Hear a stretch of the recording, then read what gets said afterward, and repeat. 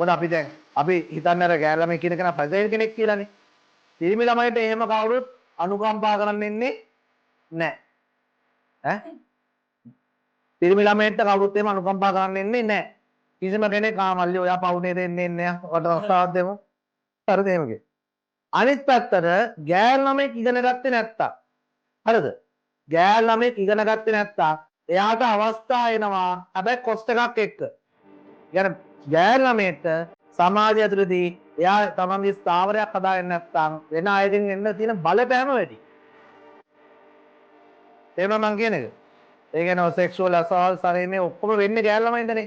එහෙම වෙන්නේ. ඒ කියන්නේ ගෑල් ළමෙක් ප්‍රජායිල් නම්, ගෑල් ළමෙක් හයිය නැත්තම්, ගෑල් ළමයට එඩියුකේෂන් එකක් නැත්තම් හරිද?